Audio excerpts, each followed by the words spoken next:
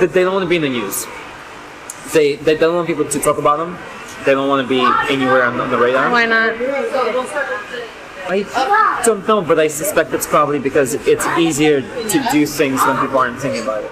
All of these financial institutions, they buy politicians. You can take this big ton of money, and then you can start to buy people. I work for a company called BlackRock. Meet Serge Varley, a recruiter at BlackRock.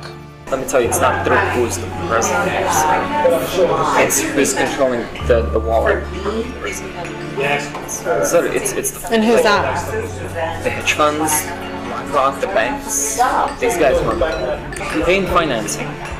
Yep, you can buy your candidates. Obviously, we have the system in place. First, there's the senators, and these guys are rich. You got 10 grand, you can buy a senator. I can give you 500K right now, no questions asked. Yeah. I'm gonna do this. We're done. Does like everybody do that? Does BlackRock do that? It doesn't matter who wins. You're still right. They're in my pocket at this point. Here's Serge Varley on how good war is for BlackRock's business. Do you have any thoughts on the Ukraine-Russia war? Yeah, I mean, I do have thoughts. What are they? Ukraine is good for business. You know that, right? I'll give an example. Russia blows up Ukraine's grain silos. Price of wheat's gonna go mad up. Ukrainian economy is tied very largely to the wheat market, global wheat market. Prices of bread, literally everything it goes up and down. This is fantastic if you're trading. Volatility creates opportunity to make profit.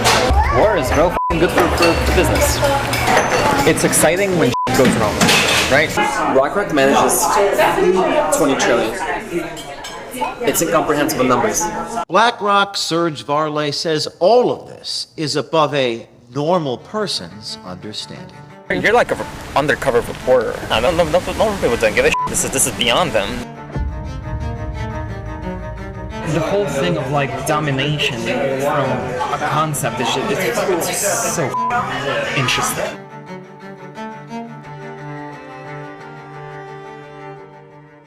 Hi, I'm James O'Keefe with OMG News. Here we are with our latest story, this time on BlackRock, one of the world's leading asset and investment managers, which owns significant shares of companies like Amazon, Microsoft, Anheuser-Busch, Meta, Target, Procter & Gamble, Comcast, CNN, Fox, and yes, Pfizer, just to name a few. At OMG, we do not shy away from exposing powerful companies, and we're not afraid of powerful people.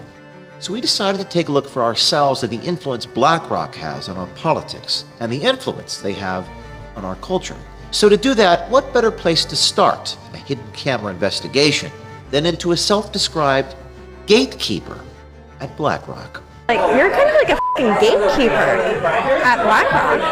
Yeah, I am. I decide people's fates. Every fucking day, I literally decide how somebody's life is going to be shaped. That's so powerful. I love it. Yeah, it's I don't know, the whole thing of like domination from a concept is it's so interesting. Introducing Serge Varley, whose LinkedIn says he's worked for Morgan Stanley, Citadel, and now as a recruiter at BlackRock. I work for a company called BlackRock. I'm not actually a finance guy. I know what happens because I'm recruiting people who do these things.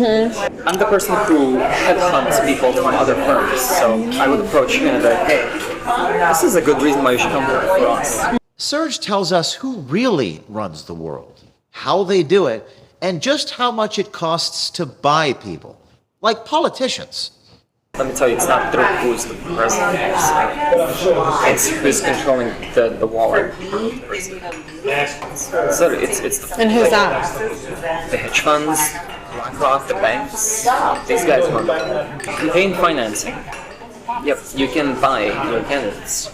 How so? All of these financial institutions, they buy politicians. How do they run the world? You acquire stuff. You diversify, you acquire, you keep acquiring, you spend whatever you make in acquiring more. And at a certain point, your risk level is super low. Like, imagine you've invested in like 10 different industries, from food to to drinks to like technology, right? One of them fails, it doesn't matter. You have 9 others to back you up. Risk management is inherently in just about everything, and in the finance space, it's all about it's all about the money you make. You don't let it sit. You keep using it over and over, and Reinvest. Yeah, and it exponential growth. And then once you just own a little bit of everything, is that where the control? Yeah, you own a little bit of everything, and that little bit of everything gives you so much money on a yearly basis that you can take this big ton of money, and then you can start to buy people. Obviously, we have this system in place. First, there's the senators, and these guys are cheap. You got 10 grand, you can buy a senator. It doesn't matter who wins. You're still gonna... They're in my pocket at this point. I can give you 500K right now, no questions asked. Yeah. Are you gonna do what needs to be done? They're like, yeah, of course. And why not? Does like everybody do that? Does BlackRock do that? The BlackRock recruiter also tells us about how the U.S. government relies on BlackRock for their economic simulation computational power. Economic simulation. They need to understand the impact of something, right? They're gonna raise the interest rate, for example. Mm-hmm. It's gonna create this cascade of various factors that they're not sure what it's gonna do, basically. And just how f***ing great the Ukraine war is for business. Do you have any thoughts on the Ukraine-Russia war? Ukraine is good for business. You know that, right? We don't want the conflict to end. Why? We don't want the conflict to end as a country. The longer this goes on, the weaker Russia is.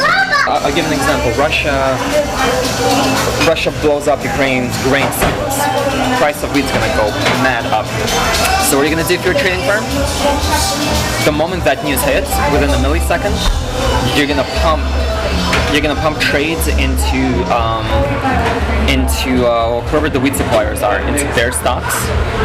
Within an hour or two, that stock goes up, and then you sell, and you just made, I don't know, however many mil. Why would a news channel promote a side in war? Because it's also good for business too. I mean, what's news? News, right? What does news feed on? They feed on strategy, they feed on up events. That's what people like to watch. So when it happens, it's good business. More viewers. When nothing's happening, watches news. I don't watch news. They're all pushing like the same talking point. Like you generally, when you look at news, like it's propaganda. Ukrainian economy is tied very largely to the wheat market, global wheat market. This is fantastic if you're trading. Volatility creates opportunity to make profit. War is real good for business. It's exciting when goes wrong, right? Serge also speaks on BlackRock-influenced news and even gave our journalists some tips. Based on everything we know now, when they say to sell, does that mean we should buy? And sell, yeah. It's like, Jim Cramer? If you do exactly the opposite of what he's advising, you actually make money. Huh? Yeah. It's called the inverse Cramer. They don't want to be in the news. They don't want people to talk about them. They don't want to be anywhere on the radar. Why not? I don't know, but I suspect it's probably because it's easier to do things when people aren't thinking about it. And when Serge was asked about insider trading and if Larry Fink recently sold $100 million in BlackRock shares, here is what he said. Larry Fink recently sold $100 million worth of BlackRock. Oh, wow. Damn, Larry, that's not a good sign. The people who trade and make money, they do this the moment the information is out. And that info is typically disseminated at private levels first before it hits the mainstream. If you want to invest smart, there's a tracker that tracks all politicians and where they have their stocks. Preemptively, if we think the stock price is going to tank, we're going to sell so that we sell it high, it tanks, and we buy back. And we didn't make, but we preserved a few mil. But perhaps the most remarkable, profound comment by the BlackRock recruiter is the suggestion that nobody is going to care about what he is saying here or confessing here. Because as he says, quote, Normal people don't give a shit. You're like an undercover reporter. Really? No, don't normal people worry about this stuff? No, normal people don't give a shit. This is beyond them. That these types of questions my reporter asked are beyond all of you. The answer is something that you, the people, the consumers, the shareholders, couldn't possibly understand. It's been said that it's easier to fool a man than to convince him he's been fooled. There is no question that many Americans are still asleep, who may not want to wake up from their necessary illusions. But we hope and believe by showing these tapes of this BlackRock gatekeeper speaking so plainly on so many topics that not only we wake up people, but also inspire others to come forward on institutions like BlackRock. Oh, and this is just part one. Stay tuned tomorrow for my meeting with Serge Varlay.